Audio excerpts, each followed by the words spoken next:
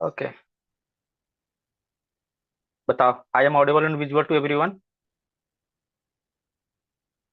Once confirm then I will start the class. Yes sir. Okay, चलो देखो। आज हम लोग डेवलपमेंटल बायोलॉजी में पढ़ेंगे फर्टिलाइजेशन के ऊपर। जब आप डेव बायो पढ़ते हो तो वहाँ पे एक टॉपिक आपको देखने के लिए मिलता है जिसको कि आप जानते हो फर्टिलाइजेशन के नेम से। ठीक है। बट यहाँ पे समझने वाला बात ये है कि आप 10+2 लेवल से ही फर्टिलाइजेशन पढ़ते हो, लेकिन आप वहाँ पे ह्यूमंस के रिस्पेक्ट में पढ़ते हो। बट आप यूजी के स्टूडेंट हो और आपको सीयूईटी पीजी का एग्जाम देना है, तो यहाँ पे जो क्वेश्चंस पूछे जाते हैं मोस्ट फ्रिक्वेंटली सी अर्चिन के ऊपर पूछा जाता है।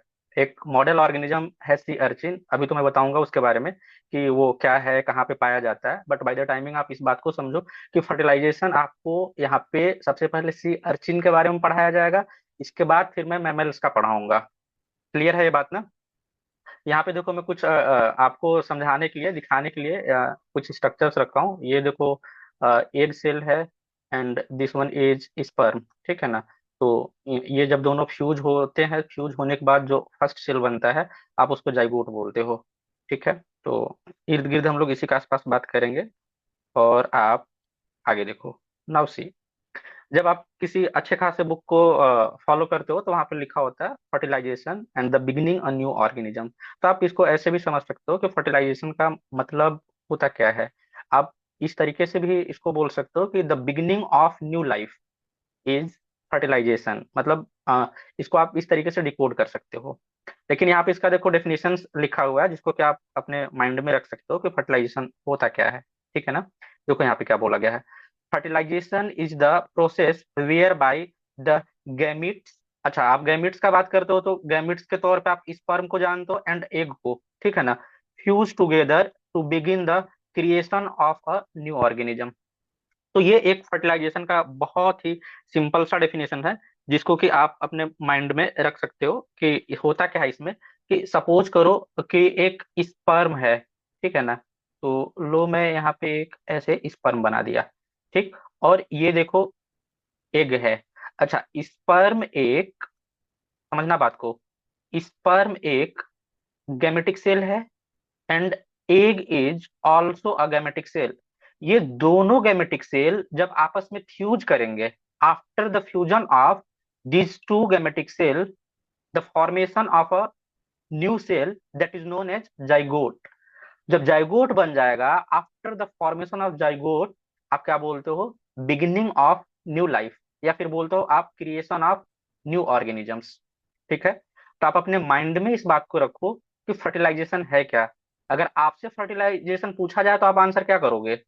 आप जो भी प्रीवियसली पढ़े होगे वही आप बताओगे। ठीक है। कोई बताएगा जो आप पहले से जानते हो कि फर्टिलाइजेशन क्या होता है? Yes please, anybody? नहीं जानते हो क्या तुम लोग?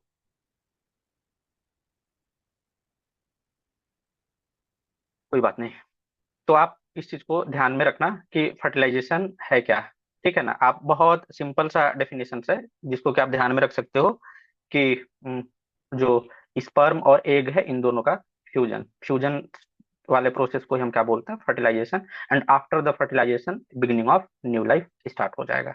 अच्छा देखो, अगर मैं यहाँ पे किन किन चीजों के बारे में बात करने वाला हूँ तो वो तो मैंने स्टार्टिंग के टाइम पे ही हमने बताया आपको कि हम सबसे पहले देखेंगे सी अर्चिन के बारे में और फिर देखेंगे मैमल्स के बारे में।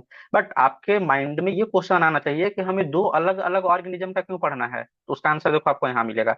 सी अर्चिन का मैं इसलिए पढ़ाऊंगा आपको क्योंकि इन ये एक्सटर्नल फर्टिलाइजेशन आपको देखने के लिए मिलता है। एक्सटर्नल फर्टिलाइजेशन का मतलब होता है आउटसाइड ऑफ द बॉडी। जब आप सी अर्चिन का फर्टिलाइजेशन पढ़ोगे तो इनके बॉडी से बाहर फर्टिलाइजेशन होता है। और जैसा कि हमने अभी मेंशन किया था कि सी अर्चिन एक मॉडल ऑर्गेनिज्म है। इसके ऊपर फर्टिलाइजेशन से रिलेटेड बहुत सारी एक्सपेरिमेंट करी गई हैं। तो हम उनके बारे में भी देखेंगे कि वो किस तरीके से, जो हमारे पास में डेटा अवेलेबल है या इंफॉर्मेशन अवेलेबल है, के बारे में देखेंगे। देन नेक्स्ट जो हमारे पास में है ना, हमको देखना है इंटरनल फर्टिलाइजेशन। और इंटरनल फर्टिलाइजेशन का अच्छा खासा एग्जांपल आपको मैमल्स में मिलता है। और आप 10+2 लेवल्स में आप ह्यूमंस के बारे में पढ़ चुके हो। तो इंटरनल फर्टिलाइजेशन में क्या होगा बताओ आप? कहाँ पे फर्टिलाइजेशन होगा? इनसाइड ऑफ बॉडी या आउटसाइड ऑफ बॉडी? बताओ। inside. Exactly, inside of the body अगर होगा तो आप बोलोगे इंटरनल फर्टिलाइजेशन, और अगर आउटसाइड ऑफ द बॉडी हो रहा है तो आप उसको बोलोगे एक्सटर्नल फर्टिलाइजेशन। ठीक है ना। देखो आप क्लास तभी प्रॉपर चल पाएगा जब आप इंटरेक्टिव मैनर में पढ़ाई करोगे। अगर आपसे कोई क्वेश्चन पूछा जा रहा है तो आप उसका आंसर करो, आप बताओगे तब तो हमें पता चलेगा कि आप कुछ जानते हो या फिर फर्जी डिग्री लेकर के आ गए हो। फिर उसी हिसाब से हमको आपको बताना होगा ना। तो आप इस चीज को ध्यान में रखोगे। बताओ, यहाँ से ये बात क्लियर हुआ ना कि आपसे अगर पूछा जाए डिफाइन फर्टिलाइजेशन, आप डिफाइन कर पाओगे कि नहीं? एक लाइन का डेफिनेशन है और वो भी आपको रटना नहीं है, आपको समझना है कि स्पर्म एंड एग दोनों जब आपस में फ्यूज कर जाएं, इसी प्रोसेस को आप फर्टिलाइजेशन बोलते हो। और फर्टिलाइजेशन दो टाइप का होता है, एक होता है एक्सटर्नल, एक होता है इंटरनल। ठीक है। अच्छा, जब मैं बात करने वाला हूँ यहाँ पे फर्टिलाइजेशन के बारे में, तो जो गैमीट्स हैं थोड़ा हमें उनके स्ट्रक्चर के बारे में भी जानना होगा। और वैसे तो मैं ये आपको एनिमल फिजियोलॉजी के टाइम पे रिप्रोडक्टिव बायोलॉजी में पढ़ा चुका हूँ, स्पर्म का स्ट्रक्चर, एग का स्ट्रक्चर। ठीक है। लेकिन फिर भी मैं एक बार आपको यहाँ पे ब्रशअप करा दे रहा हूँ ताकि जिससे आपको पता चल सके। देखो ये जो लंबा सा आपको स्ट्रक्चर इस तरीके से दिख रहा है ना, यहाँ से लेकर के यहाँ तक, ये एक स्पर्म का स्ट्रक्चर है। ठीक है। और जब आप किसी भी स्पर्म को देखते हो तो बेसिकली दो पार्ट्स में बटा हुआ होता है। जो अपर मोस्ट पोर्शन होता है या जो एंटीरियर पोर्शन होता है आप उसको हेड के नाम से जानते हो, और जो उसके बाद का रीजन होता है उसको आप टेल बोलते हो। अब यहाँ पे देखो कुछ स्ट्रक्चर्स आपको देखने के लिए मिलेंगे। ये जो देखो आगे वाला हिस्सा एंटीरियर मोस्ट रीजन है जो, या टिप वाला जो रीजन है, आप इसको क्या बोलते हो? Acrosomal cap. ठीक है ना। ये वाला जो स्ट्रक्चर है ये एक्रोसोमल कैप है। और यहाँ पे कुछ केमिकल सब्सटेंस भरे हुए होते हैं जो कि बेसिकली एंजाइम्स होते हैं। ठीक है ना। आप इनको क्या बोलते हो? एक्रोसोम। ठीक है ना। यहाँ पे क्या पाया जाएगा? एक्रोसोम। जब आगे आप डिटेल्ड में प्रोसेस को देखोगे फर्टिलाइजेशन का, तो वहाँ पे एक्रोसोमल रिएक्शन होता है। उस रिएक्शन के लिए इस एक्रोसोमल एंजाइम्स की आवश्यकता होती है। और ये जो आप बड़ा सा कलर में ये जो देख रहे हो आप ब्लू कलर का, आप इसको न्यूक्लियस बोलते हो। आप देखो कि एक स्पर्म के पास में क्या क्या होता है। और आप यहाँ पे देखो क्या है? न्यूक्लियर मेम्ब्रेन है। तो आप तो जानते ही हो कि नॉर्मल अगर कोई भी सेल है तो सेल के अंदर में अगर यूकेरियोटिक सेल है तो वहां पे आपको न्यूक्लियस देखने के लिए मिलेगा। और न्यूक्लियस के जो आउटर पेरिफेरी है वहां पे आपको न्यूक्लियर मेम्ब्रेन, तो ये वही चीज है। अच्छा, यहाँ पे एक और स्ट्रक्चर आपको देखने के लिए मिल रहा है जिसको कि आप क्या बोलते हो? Proximal centriole. ठीक है। प्रॉक्सिमल क्यों बोल रहे हो? क्योंकि पास में पाया जा रहा है। किसके पास में? ये जो आप बेसिकली बोल सकते हो ये जो सेल का हिस्सा है, ठीक है ना, यहाँ पे पास में है, मतलब टेल वाले रीजन में नहीं है, तो इस वजह से आप इसको क्या बोल रहे हो? प्रॉक्सिमल बोल रहे हो। अच्छा, ये वाला जो रीजन होता है, ये वाला रीजन आप इसको बोलते हो मिड पीस। और ये जो कॉन्स्ट्रिक्टेड रीजन है ना, जो आपको यहाँ पे थोड़ा सा अंदर की तरफ धंसा हुआ दिख रहा है, आप इसको नेक रीजन बोलते हो। बट नेक रीजन के बाद में ये जो स्ट्रक्चर आपको दिख रहा है जिसको आप बेसिकली मिड पीस के नाम से जानते हो, यहाँ पे बहुत सारे नंबर में माइटोकॉन्ड्रिया पाए जाते हैं। और ये माइटोकॉन्ड्रिया वही माइटोकॉन्ड्रिया है जो कि एटीपी को प्रोड्यूस करेगा। जब इस स्पर्म को ओवम तक पहुंचना होगा फर्टिलाइजेशन के टाइम पे, तो बहुत ज्यादा मात्रा में एटीपी की आवश्यकता होगी। और आप ऑक्सीडेटिव फास्फोराइलेशन, ईटी ईटीसी ये सब कुछ पढ़ चुके हो, इलेक्ट्रॉन ट्रांसपोर्ट चैन, तो किस तरीके से माइटोकॉन्ड्रिया से एटीपी का जनरेशन होता है आपको पता ही है।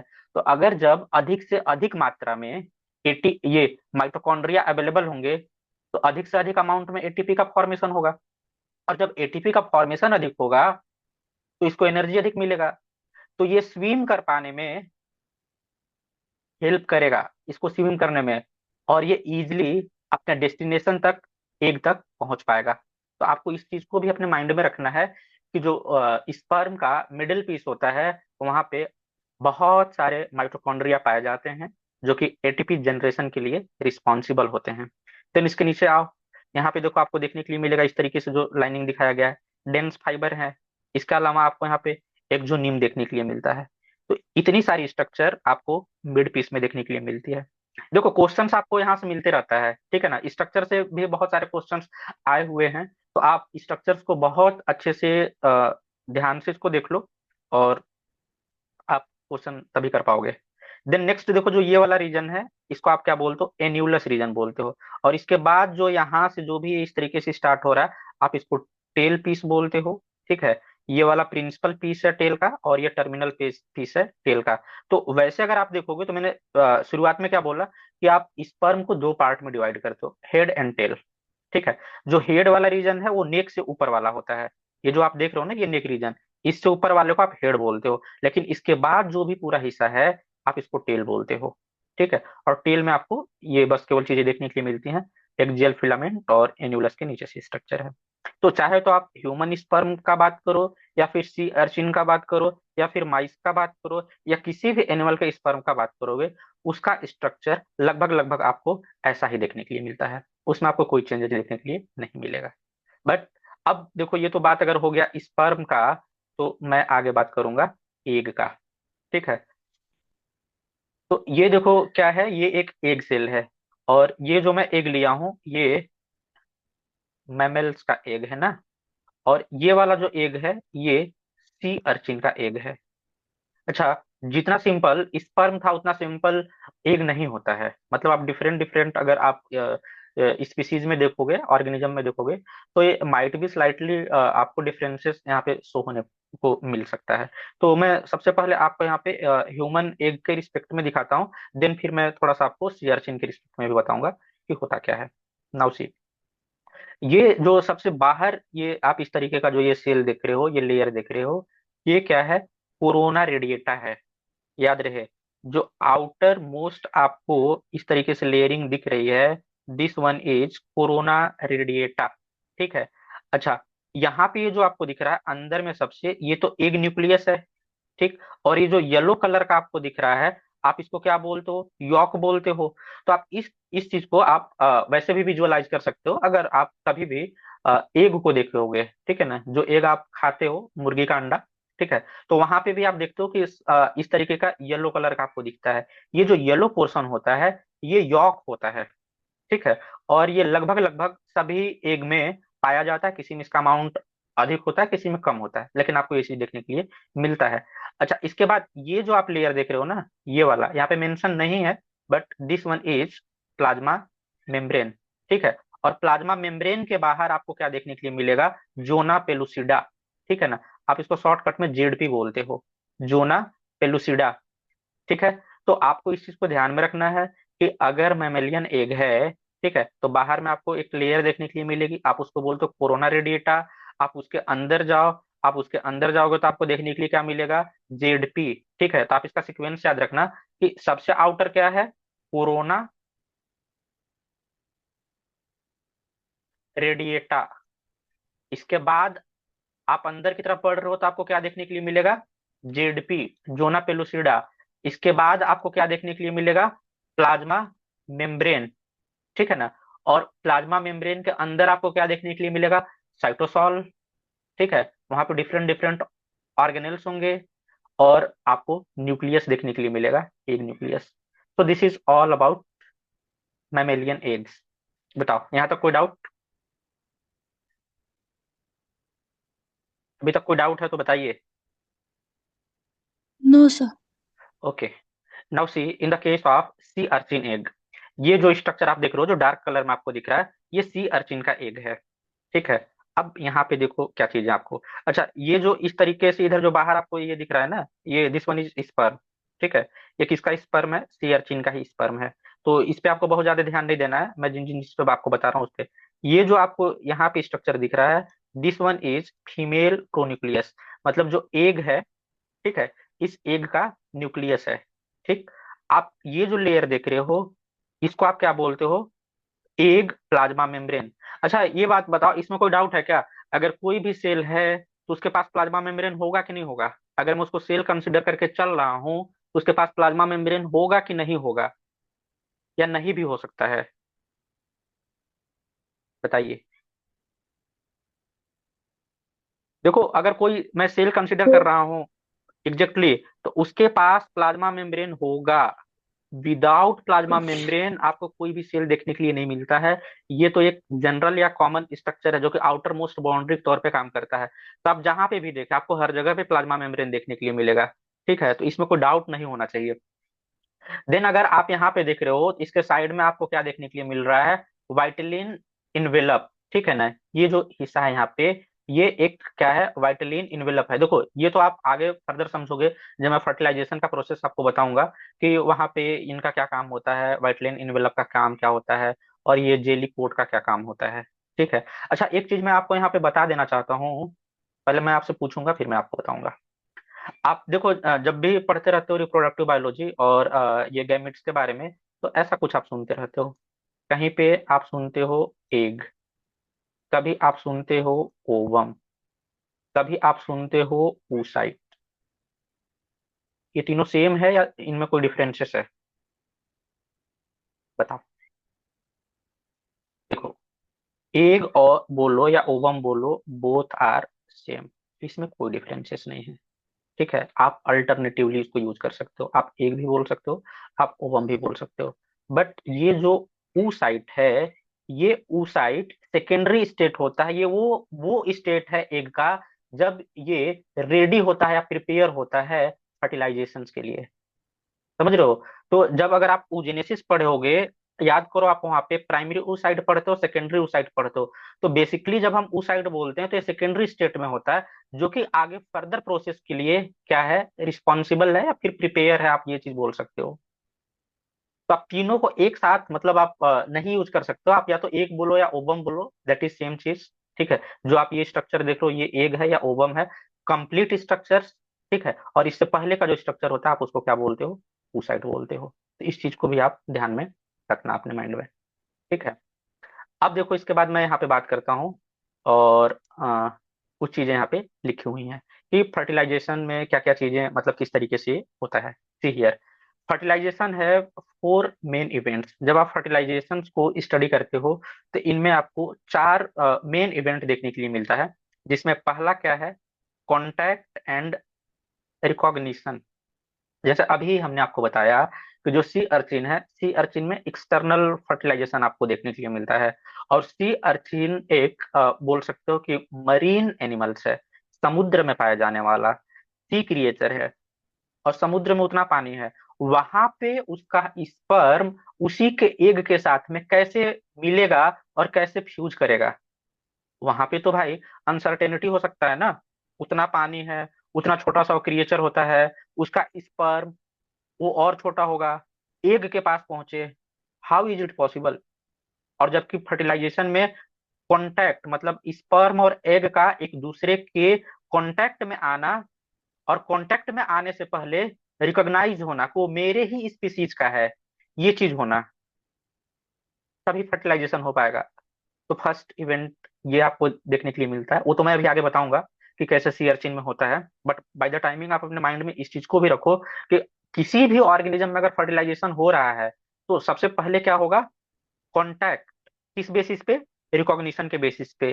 कैसे होगा ये? Species specific. अगर मैं आपसे ये पूछूं कि माइस का स्पर्म ह्यूमन एग के साथ में आर्टिफिशियल कंडीशन में अगर हम फ्यूज कराएं, तो क्या वो फ्यूज हो जाएगा? बताओ आप। या आर्टिफिशियल कंडीशन नहीं, मैं ऐसे लेता हूँ कि चलो ठीक है, कोई फीमेल है, फीमेल अपने ओवुलेशन वाले स्टेट में है। ठीक है, मान लो कि एग क्या होने वाला, ओवुलेट होने वाला है, रिलीज होने वाला है। और एज ए रिसर्चर आपने क्या किया, माइस का स्पर्म लिया। ठीक है, और आप क्या कर दिए, आप स्पर्म को इंजेक्ट कर दिए, एग के पास आप पहुंचा भी देते हो, फेलोपियन ट्यूब में, एम्पुलरी रीजन में। बताओ क्या फर्टिलाइजेशन होगा? आप सोच करके बताओ, आपको क्या लगता है?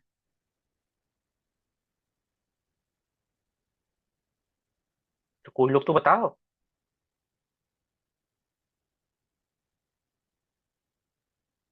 सर होना तो नहीं चाहिए, लेकिन मतलब लैब में तो करा ही सकते हैं फ्यूजन।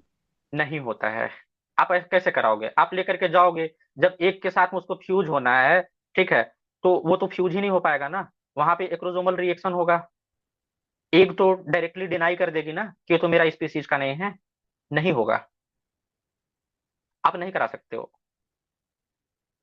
एक का अपना स्पेसिफिसिटी है, एक के पास में वो कैपेबिलिटी है कि ये पहचान सकती है स्पर्म को कि ये मेरा स्पीसीज का है कि नहीं है। अगर उसके स्पीसीज का नहीं है, एक डायरेक्टली उसको डिनाई कर देगी। समझो इस बात को। अब देखो यहाँ पे क्या मेंशन है, contact and recognition between sperm and egg. यही बात अभी तक चल रहा था। In most cases this ensure that the sperm and egg are of the same species. Most of the cases में ये सेम स्पीसीज के होने चाहिए, तभी हो पाता है।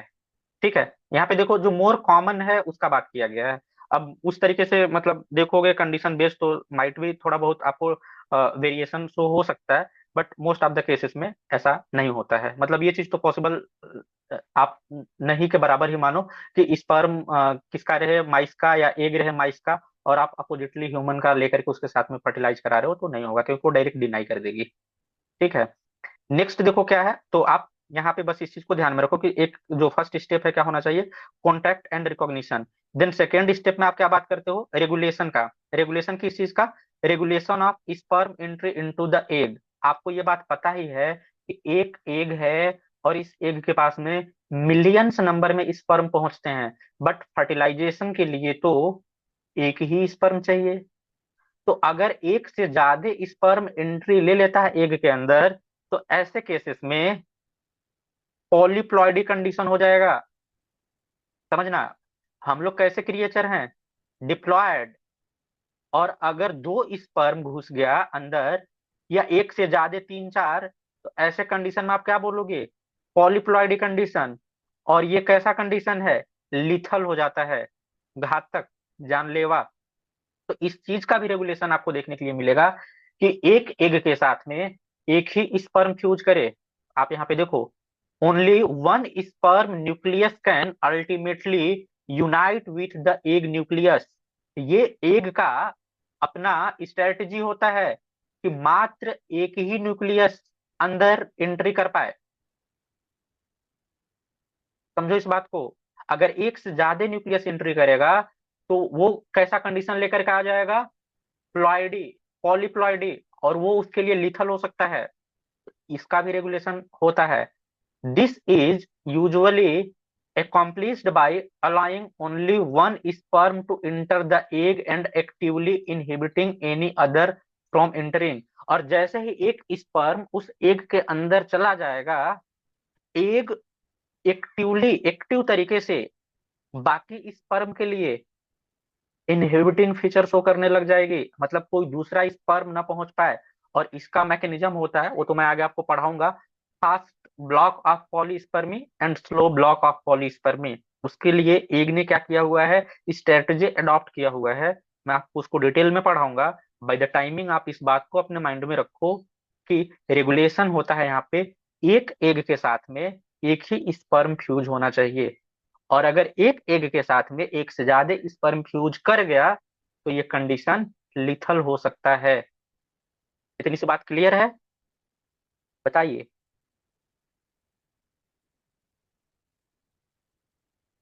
आगे बढ़ो। यस। अब सर हाँ। सर लूथर कैसे होगा, उसमें तो ट्विंस होंगे ना। अच्छा ये तो अरे ह्यूमन का नहीं है। ओके, नहीं नहीं, मैं आप बात को समझो।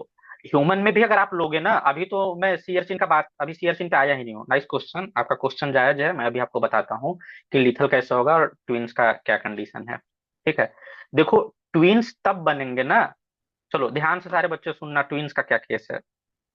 एक मिनट, मैं इरेज करता हूँ। ठीक है, देखना आप ट्विंस किन किन केस में आपको देखने के लिए मिलता है। ठीक है, देखो ट्विंस के लिए दो केस होता है। एक आप बोलते हो मोनोजाइगोटिक ट्विंस, और दूसरा होता है डाइजाइगोटिक ट्विंस। ध्यान रहे, जब मैं बात करूंगा मोनोजाइगोटिक ट्विंस का, तो यहां पे आपको क्या सीन देखने के लिए मिलेगा कि एक ही एग सेल, एक ही स्पर्म सेल फ्यूज करेंगे। समझना बात को, और क्या बनेगा, जाइगोट। तो चलो मैं जाइगोट को इधर बना रहा हूं, सपोज कि ये क्या है, जाइगोट है, जिसको क्या 2n बोलते हो। और ये स्पर्म n था, और ये जो एग है ये भी क्या, n। ठीक है, याद रहे। अब after the formation of zygote, इसमें आपको क्लीवेज देखने के लिए मिलेगा। और जब क्लीवेज होगा तो एक सेल से क्या बनेगा, दो सेल। दो सेल से आपको क्या देखने के लिए मिलेगा, चार सेल। 4 सेल से आपको क्या देखने के लिए मिलेगा? 8 सेल। याद करो डेवलपमेंटल बायोलॉजी का आप फर्स्ट क्लास, जहां पे मैं बताया था आपको टोटिपोटेंट स्टेम सेल के बारे में। ठीक है, टोटिपोटेंट सेल के बारे में। ठीक है, टोटिपोटेंट स्टेम जब मैं बात करूंगा तब तो वहां पे आप क्या बात करते हो कि वो अपना एक रिन्यूअल कॉपी बनाते जाएगा, मतलब खुद खुद को भी बचाए रखेगा और एक को डिफरेंशिएट करके फंक्शंस के लिए भेजेगा। लेकिन आफ्टर द जाइगोट जितने भी सेल हैं ये सब क्या है? टोटिपोटेंट सेल हैं। ठीक है, तो इन सब के पास में टोटल पोटेंसी है, मतलब सब कुछ बनाने का अभी तक इनके पास में कैपेसिटी है। अब किसी कारणवश इस 2 सेल स्टेज से लेकर के 8 सेल स्टेज के बीच में ये जो सेल है एक दूसरे से सेपरेट हो जाते हैं। सपोज करो कि मैं 4 सेल वाले स्टेज में मैं ऐसा कंडीशन हो गया कि ये हो गए 2 सेल अलग और ये हो गए 2 सेल अलग। ठीक है, तो अब ये 2 से 4 बनेगा, ये 2 से 4 बनेगा। ये पहुंच गए अब कहाँ पे? यूटेरस में। और यूटेरस में इन दोनों का क्या हो गया? इम्प्लांटेशन। समझिएगा बात को, इनका इम्प्लांटेशन हो गया, एक का हो गया इस साइड में और दूसरे का हो गया मान लो दूसरे साइड में। अब टोटिपोटेंट सेल है ये जो 2 सेल्स दिख रहे थे ये आगे चल करके कंप्लीट नॉर्मल एम्ब्रियो डेवलप करेगा और ये भी कंप्लीट नॉर्मल एम्ब्रियो डेवलप करेगा। इस केस में आपको मोनोजाइगोटिक, मोनोजाइगोटिक का मतलब सिंगल जाइगोट से 2 ट्विन मिलेंगे और दोनों आपको देखने में मॉर्फोलॉजिकली बाहर से सेम दिखेंगे। और हर एक केस में ये या तो मेल ही होंगे दोनों बच्चे या तो दोनों फीमेल ही होंगे। समझे इस बात को? हमने क्या बताया आप समझिएगा। नॉर्मल कोई फीमेल थी, एक ही एग ओवुलेट हुआ और एक ही स्पर्म जाकर के इसको फर्टिलाइज किया।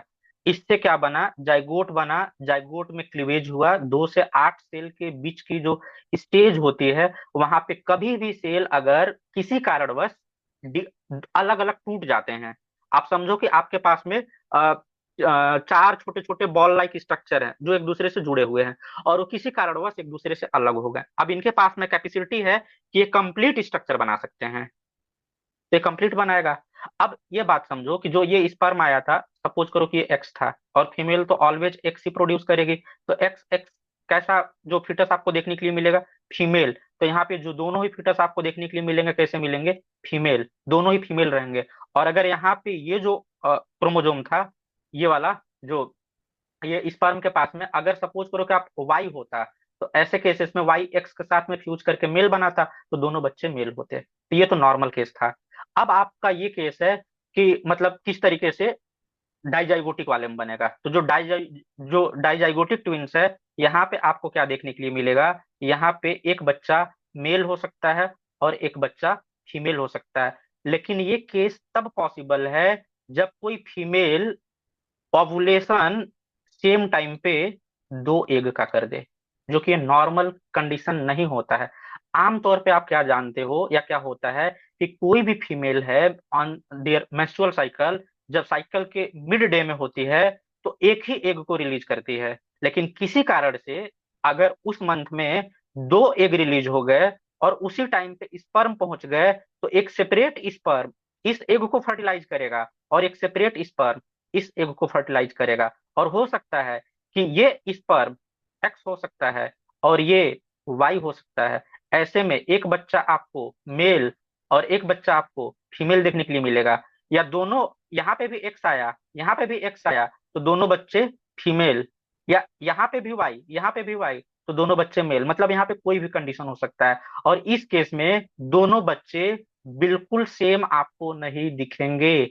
आप सेम वाला कंडीशन तब बात करते हो जब मोनोजाइगोटिक ट्विंस होता है, बट डाइजाइगोटिक ट्विंस में आप कभी भी आइडेंटिकल का बात नहीं करते हो। आपका जो ये था प्रॉब्लम सॉल्व हुआ कि नहीं हुआ बताइए? यहाँ पे ऐसा बिल्कुल भी नहीं होता है कि एक एग के अंदर 2 स्पर्म चला जाए तो ट्विंस बनेंगे, ऐसा कभी नहीं होता है। हमेशा एक एग और एक स्पर्म ही फ्यूज करेंगे, बट आफ्टर द फ्यूजन ये सारा सीन चल रहा होता है। और ये भी कब तक? 8 सेल स्टेज तक। जब आप गिलबर्ट का जो डेवलपमेंटल बायोलॉजी की बुक है, जब आप उसको पढ़ते हो तो वहाँ पे ये सारी चीजें मेंशन है, आप वहाँ पे भी इनका डिटेल वर्जन देख सकते हो। बट इस चीज में इनका कोई भी रोल नहीं है कि मतलब दो स्पर्म चला गया एक एक के पास में तो उससे ट्विंस बनेगा, उसमें ट्विंस नहीं बनता है। बताइए, क्लियर है कि नहीं? Yes sir. Okay. Now next देखो क्या है, बात करते हैं हम लोग फ्यूजन का। ये तीसरा स्टेप होता है। तो फ्यूजन में क्या क्या देखोगे आप? Fusion of the genetic material of sperm and egg. यहाँ पे तो सिंपल ही है कि जो जेनेटिक मटेरियल है स्पर्म का और एग का वो फ्यूज करेंगे, आपस में मिक्स होंगे। तो स्पर्म का जेनेटिक मटेरियल क्या होगा? RNA, DNA. इसका भी डीएनए, एग का भी डीएनए, दोनों का डीएनए आपस में क्या करेगा? फ्यूज करेगा। तो स्पर्म के पास भी एन नंबर ऑफ जो है कि क्रोमोजोम, और इसके पास में भी एन नंबर ऑफ क्रोमोजोम, तो दोनों मिलकर के क्या बना लेंगे? 2n बना लेंगे, और इसी को तो आप जाइगोट बोलते हो। तो लास्ट में देखो आपको क्या देखने के लिए मिलता है, जो लास्ट स्टेज है, आप देखते हो कि activation of egg metabolism to start development. अब सबसे लास्ट में क्या किया जाएगा? एग को एक्टिवेट किया जाएगा ताकि मेटाबॉलिज्म हो सके। क्योंकि आपको ये बात पता होना चाहिए, शुरुआत में एनर्जी प्रोवाइड करने का काम एग ही करती है। इसीलिए एग का साइज बड़ा होता है जबकि स्पर्म का साइज छोटा होता है, क्योंकि एग को नरिशमेंट प्रोवाइड करना होता है। ठीक है ना? तो ये चार क्या थे? मेन इवेंट थे। आप इसको अपने ध्यान में रखना। देखो आप, तो आप क्या देखें कि फर्टिलाइजेशन में ये चार इवेंट आपको देखने के लिए मिल जाता है। ठीक है, आप इसको ध्यान में रखोगे। देन अगर मैं नेक्स्ट बात करूंगा तो अब हम बात करेंगे सी अर्चिन के रिस्पेक्ट में। ये देखो जो आपको ऑर्गेनिज्म दिख रहा है ये सी अर्चिन है। देखे थे ऐसा कभी? बता दो। This one is sea urchin. ये जो आप देख रहे हो ना, ऐसे आपको इसमें स्पाइन लाइक स्ट्रक्चर ऐसे ऐसे पूरा निकला हुआ दिख रहा है, इधर इधर इधर हर तरफ। ये सी अर्चिन है। इसका नाम से ही देखो तुमको पता चल रहा है, सी, समुद्र में पाया जाने वाला अर्चिन। ठीक है, ये इकाइनोडर्म से बिलोंग करता है। इकाइनोडर्म्स जानते हो कि नहीं जानते हो, बताओ। सिक्स सेमेस्टर वाले बच्चे बताइए, इकाइनोडर्म पढ़े हो कि नहीं आप लोग फिफ्थ सेमेस्टर में? Yes sir.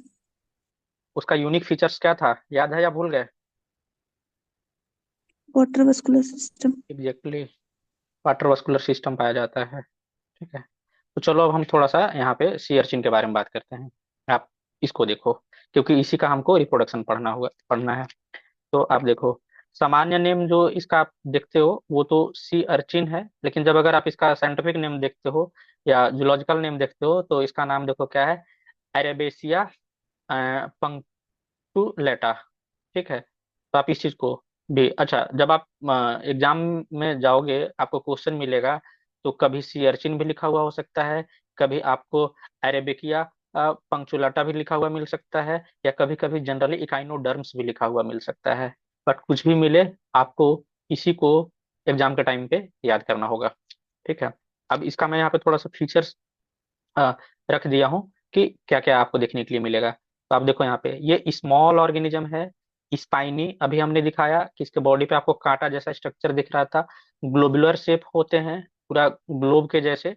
एंड आप इसको क्या बोलते हो, मरीन इन्वर्टिब्रेट्स है द इकाइनोडर्मेटा। तो आप एक जनरल पॉइंट के तौर पे आप अपने माइंड में रखिए कि अगर जब बात किया जाता है सी अर्चिन का, तो ये छोटा क्रिएचर है, ऑर्गेनिज्म है, इसके बॉडी के ऊपर स्पाइन लाइक स्ट्रक्चर पाए जाते हैं इसलिए आप स्पाइनी बोलते हो। इसका स्ट्रक्चर ग्लोबुलर सर्कल होता है तो आप इसलिए ग्लोबुलर बोलते हो। और ये मरीन इन्वर्टिब्रेट हैं जो कि इकाइनोडर्मेटा से बिलोंग करते हैं। ठीक है, अच्छा जब हम आपको क्लीवेज पढ़ाए थे तो वहां पे बताए थे इसमें क्या आपको देखने के लिए मिलेगा, micro isolecithal, holoblastic, equal cleavage, radial. ठीक है, तो कई बार यहाँ से क्वेश्चन आए हुए हैं कि सी अर्चिन में कैसा होगा, रेडियल आप ध्यान में रखना, होलोब्लास्टिक इक्वल डिवीजन होगा, माइक्रो आइसोलेसिथल। ठीक है, इस तरीके का कंडीशन आपको देखने के लिए मिल जाता है, आप इसको भी ध्यान में रखोगे। और ये तो मैंने स्टार्टिंग में बताया था कि फर्टिलाइजेशन कैसा होता है, एक्सटर्नल। एक्सटर्नल होगा तो कहाँ होगा, जमीन में या फिर पानी में? बताओ,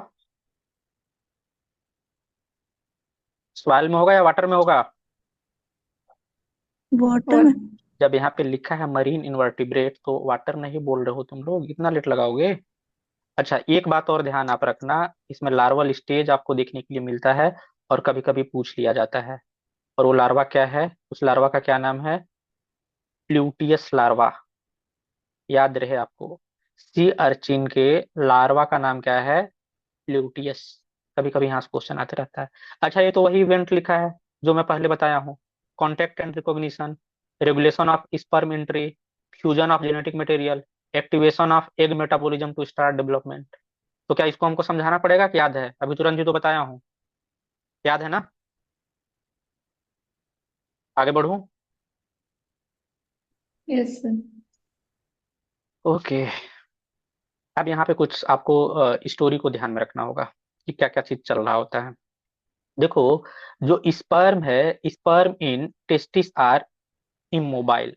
याद रहे आपको कि जो sea urchin, male sea urchin है, जब उसका स्पर्म टेस्टिस में होगा तो उस टाइम पे वो इमोबाइल होता है। इमोबाइल का मतलब कि वो एक जगह से दूसरे जगह पे नहीं जा सकता है। ठीक है ना? एक ही जगह पे क्या है वो, स्टेशनरी टाइप का है, स्थिर है।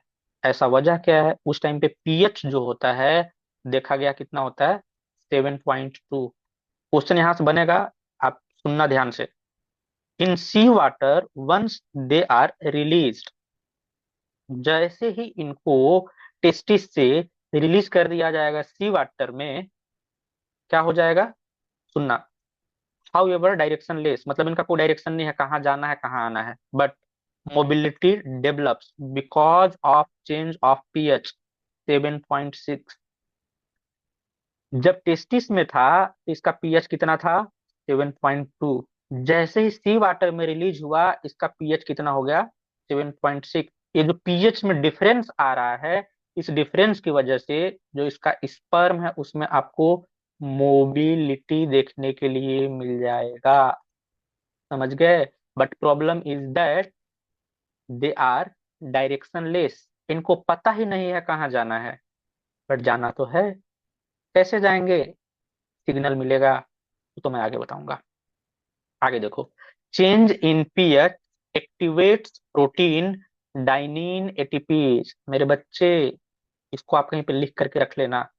जो डाइनिन एटीपेज है, ठीक है, ये प्रोटीन स्पर्म के मोबिलिटी के लिए रिस्पॉन्सिबल होता है। लेकिन ये एक्टिवेट कब होगा? जब पीएच 7.6 मिलेगा। जब स्पर्म टेस्टिस के अंदर था तो वहां पे पीएच कितना था? 7.2 था। तो जो यहाँ पे मेजर फैक्टर काम कर रहा है स्पर्म के मोबिलिटी के लिए, वो कौन है? पीएच। याद रहे। और वो प्रोटीन कौन सा है? उस प्रोटीन का नाम लिख लेना, डाइनिन एटीपेज। क्लियर है इतनी सी बात? Can I move to the next point? Yes please. Yes sir. Okay, now see, female lays egg in sea water. ठीक है ना? जो सी वाटर है वहां पे फीमेल एग देगी। आगे सुनना।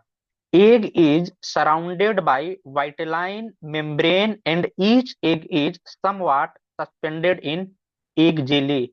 याद करो, अभी जब मैंने आपको इसका स्ट्रक्चर दिखाया था, वहां पे क्या मैं एग जेली आपको दिखाया था कि नहीं? यहाँ पे देखो आप, जेली कोट है कि नहीं? Jelly coat, vitelline envelope है कि नहीं है? तो ये egg vitelline jelly, vitelline envelope jelly coat से क्या होता है? सराउंडेड होता है। ठीक है? और ये कैसा होगा? Highly viscous. विस्कस समझ रहे हो ना? चिपचिपा सा। Protect and localise eggs. इससे फायदा क्या होगा? एग को प्रोटेक्शन मिलेगी, सुरक्षा, और किसी एक ही जगह पे स्थिर रहने के लिए, लोकलाइज होने के लिए। तो मैं बोला था ना कि आगे मैं फंक्शंस बताऊंगा, तो वाइटालाइन मेम्ब्रेन एग जेली ये सब क्या काम करते हैं? This is the function. अच्छा, एक बहुत इंपॉर्टेंट बात, ये पॉइंट आप जरूर से जरूर नोट करना क्योंकि क्वेश्चन आप यहाँ से देख सकते हो। जो एग जेली है, ये एक प्रोटीन को रिलीज करता है जिसका नाम है रिसेक। याद रहे, पूछा जाएगा ये आपसे कि सी अर्चिन के एग जेली से कौन सा प्रोटीन रिलीज होता है, उसका क्या नाम है? रिसेक।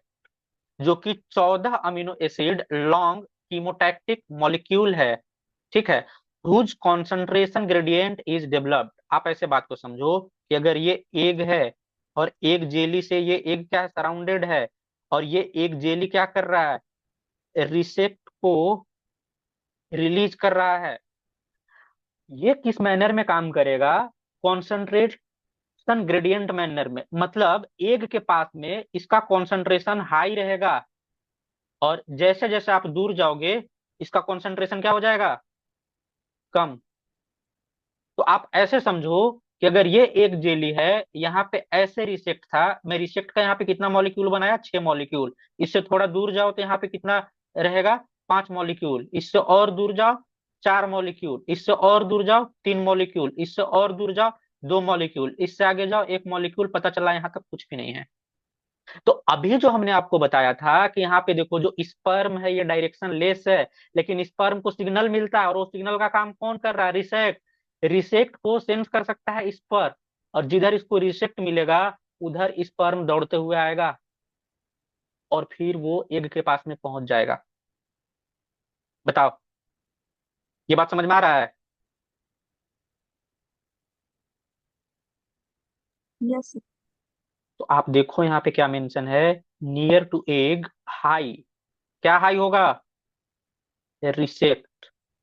इससे एंड अवे लेस। एग के जितना पास जाओगे रिसेप्ट का कॉन्सेंट्रेशन हाई रहेगा, एग से जितना दूर जाओगे रिसेप्ट का कॉन्सेंट्रेशन लेस रहेगा। तो ये प्रोटीन का नाम याद रहेगा या भूल जाओगे, बताओ, याद रख लेना। अब देखो पूरी कहानी आपको इस डायग्राम से समझ में आएगा, ठीक है, इस डायग्राम से समझ में आएगा। ये देखिए स्पर्म का मेम्ब्रेन है, ठीक है ना, सेल मेम्ब्रेन, प्लाज्मा मेम्ब्रेन, वाटेवर जो भी बोलते हो। ये एक्सटीरियर रीजन है, ये इंटीरियर रीजन है। तो साइटोप्लाज्म आपको कहाँ देखने के लिए मिलेगा, एंटीरियर रीजन में। जो स्पर्म का प्लाज्मा मेम्ब्रेन है, इसके पास में एक रिसेप्टर होता है, जिसको कि आप बोलते हो आरजीसी, रिसेप्टर गुआनिल साइक्लेज। मैं क्या नाम बता रहा हूं, आप सुनना ध्यान से, receptor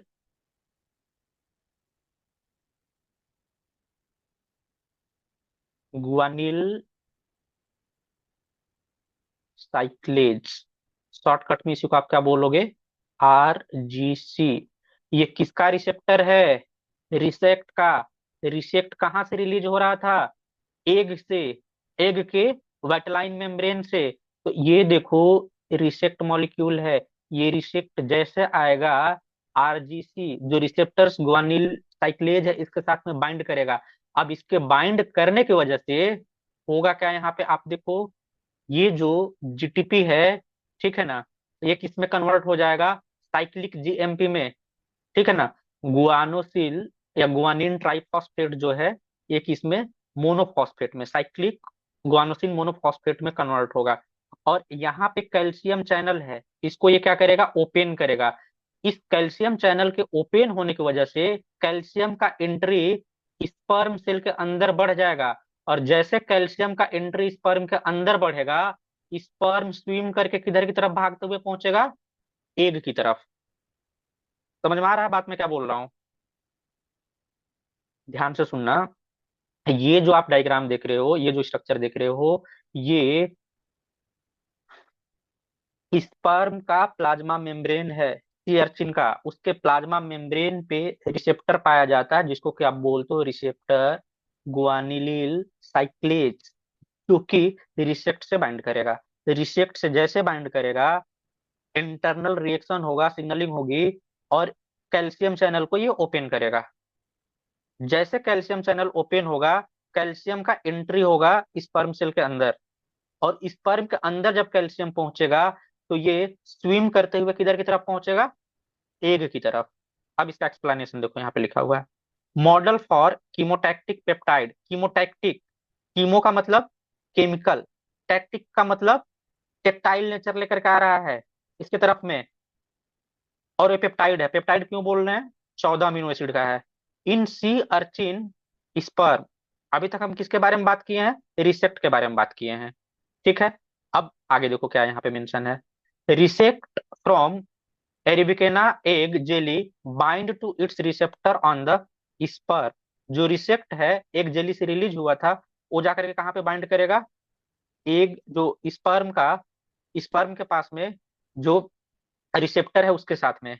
this activates the receptors guanylyl cyclase. Receptor guanylyl cyclase, इसको ये क्या करेगा? एक्टिवेट करेगा।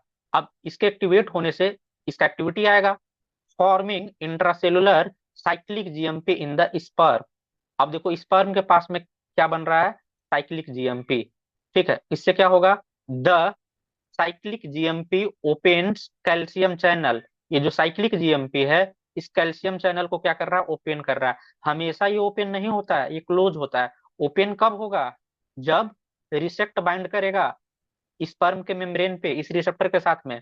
आगे देखो, in the sperm cell membrane allowing calcium to enter the sperm. अब ये जब चैनल ओपन होगा, कैल्शियम अंदर सेल के इनसाइड स्पर्म सेल के अंदर एंट्री लेगा। The influx of calcium activate sperm motility. अब जब जैसे कैल्शियम अंदर आएगा, स्पर्म का जो मोटिलिटी है उसको एक्टिवेट कर देगा। And the sperm swims up the resact gradient toward the egg. और इसके वजह से ग्रेडियंट मैनर में अब जो स्पर्म है ये मूव करते हुए किधर की तरफ पहुंचेगा? एग की तरफ में।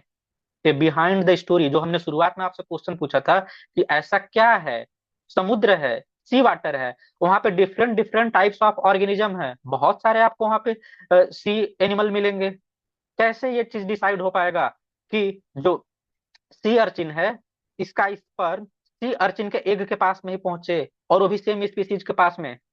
उसके लिए यहाँ पे केमिकल्स काम करता है। एग रिलीज करेगा रिसेक्ट, रिसेक्ट का रिसेप्टर किसके पास में है? इसके स्पर्म के पास में है। दूसरे स्पर्म के पास में रिसेप्ट का रिसेप्टर नहीं होगा, तो जब भी बाइंड करेगा अपने रिसेप्टर से बाइंड करेगा। जैसे रिसेप्टर से बाइंड करेगा, अब इसमें आपको क्या देखने के लिए मिलेगा? इसका एक्टिविटी। रिसेप्टर से जैसे बाइंड किया, साइक्लिक जीएमपी एक्टिवेट होगा। ये जाकर के जो कैल्शियम चैनल है उसको ओपन कराएगा। कैल्शियम स्पर्म के अंदर इन्फ्लक्स होगा, बढ़ेगा, और उसके वजह से स्पर्म में मोटिलिटी जनरेट होगी, और ये मोटिलिटी एग की तरफ होगा। बताओ ये बात क्लियर है कि नहीं?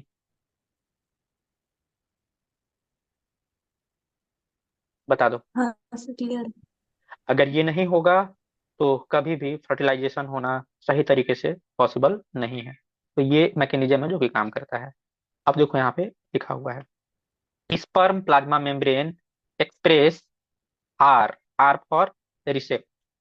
ठीक है, रिसेप्टर ग्वानिल साइक्लेज। तो अगर हम स्पर्म का ऐसे प्लाज्मा मेम्ब्रेन में यहाँ पे बनाता हूँ, इसके पास में ऐसे क्या है? रिसेप्टर है। और इस रिसेप्टर को आप क्या करते हो, क्या बोलते हो? आरजीसी। किसके लिए है? रिसेप्ट के लिए है। रिसेप्ट जब इसके साथ में बाइंड करेगा तो क्या लेकर के आएगा? साइक्लिक, किसका एक्टिविटी लेकर के आएगा? साइक्लिक जीएमपी का। ये जैसे एक्टिवेट होगा, इसके मेम्ब्रेन पे जो यहाँ पे कैल्शियम चैनल है वो ओपन होगा, और कैल्शियम का इन्फ्लक्स होगा। इन्फ्लक्स इन द सेंस अंदर आएगा कैल्शियम, और उसके वजह से स्पर्म में मोटिलिटी आपको देखने के लिए मिलेगा। तो देखो आप यहाँ पे, binding of receptor open calcium channels. जैसे रिसेप्ट बाइंड करेगा, कैल्शियम चैनल ओपन होगा। और ये बात आपसे पूछा जाता है कि कौन सा चैनल ओपन होता है, तो तुम लोग क्या वहां पे जाकर के आंसर करके आते हो? Sodium potassium channel.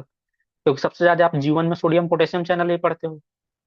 Calcium channel तो अभी बस आप पढ़ रहे हो और 2 दिन बाद भूल जाओगे। ऐसा काम मत करना, आप इसको रिवाइज करना। That increase sperm mobility and also sperm respiration. Calcium का देखो क्या क्या काम है। कैल्शियम चैनल ओपन होगा, जब कैल्शियम अंदर जाएगा तो पहला काम क्या करेगा? स्पर्म का जो मोबिलिटी है उसको इंक्रीज करेगा। साथ ही साथ स्पर्म का जो रिस्पिरेशन रेट है उसको बढ़ाएगा। That is increase sperm mitochondrial respiration. ऐसा क्यों किया जा रहा है? ताकि अधिक से अधिक एटीपी बनाया जा सके, और जब अधिक एटीपी बनेगा तो मोटिलिटी में हेल्प करेगा। आगे देखो, रिसेक्ट डेवलप्स स्पीसीज स्पेसिफिसिटी। यही बात तो मैं कब से आपको बता रहा हूँ कि रिसेक्ट स्पीसीज स्पेसिफिक होता है। किसी के साथ वो जाकर के बाइंड नहीं करेगा जहां पे उसका रिसेप्टर होगा, और रिसेप्टर किसके पास में है? सेम स्पीसीज के स्पर्म के मेम्ब्रेन के पास में होता है।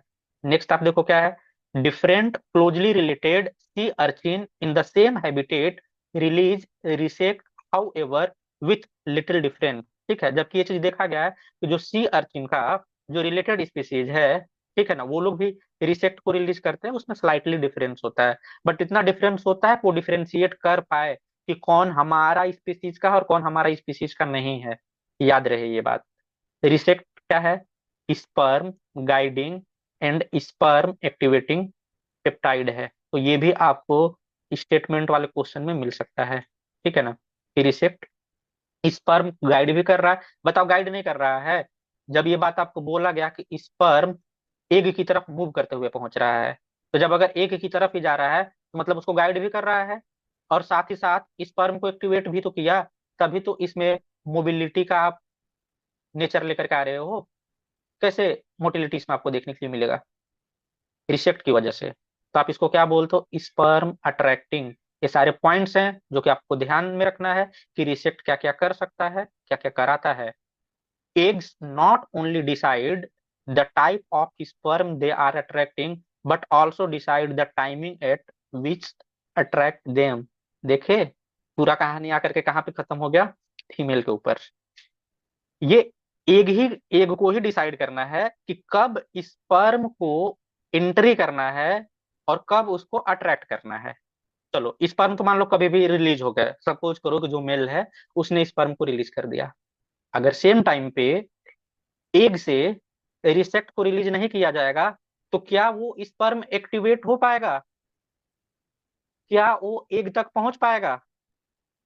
हम्म, कभी नहीं। जब तक रिसेक्ट एग से रिलीज नहीं होगा तब तक स्पर्म एक्टिवेट नहीं होगा, स्पर्म में मोटिलिटी देखने के लिए नहीं मिलेगा, स्पर्म अट्रैक्ट नहीं होगा टुवर्ड्स द एग। तो पूरा जो ये आप स्टोरी देख रहे हो, इस स्टोरी का जो आप हीरो बोल सकते हो या एक्ट्रेस बोल सकते हो, दैट इज एग। सारा कुछ एग के हाथ में है, ठीक है। तो घुमा फिरा के सारा पावर जो है वो मेल के पास ही जाना है, दैट इज द, पता ही आपको। देखो आप यहाँ पे एक्सटर्नल फर्टिलाइजेशन अब हम लोग देखेंगे सीआरसी में, वो तो अभी तक बेसिक पॉइंट्स था कि क्या क्या चीजें हैं, ठीक है ना।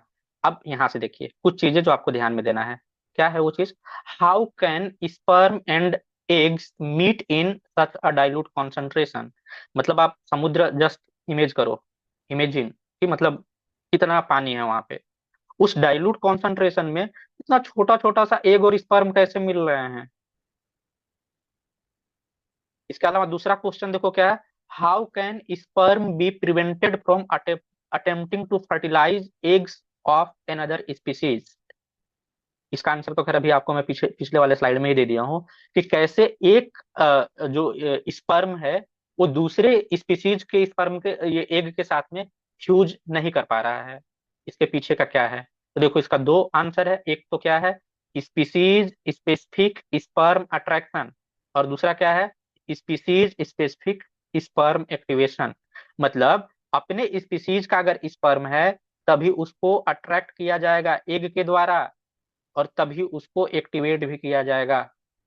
समझ गए इस बात को? तो कभी भी अगर आपके माइंड में ऐसा क्वेश्चन जनरेट हो कि समुद्र तो उतना बड़ा है, वहां पे छोटा सा सी अर्चिन है, सी अर्चिन के छोटे छोटे स्पर्म हैं और छोटे छोटे एग हैं, ये कैसे उतने पानी में एक दूसरे से मेट करते होंगे और फर्टिलाइजेशन होता होगा? तो वहां पे कुछ केमिकल्स काम करते हैं और इसी मैनर में काम करता है, और जिस केमिकल का नाम मैंने आपको बताया कि that is receptor. Receptor basically protein amino acid peptide.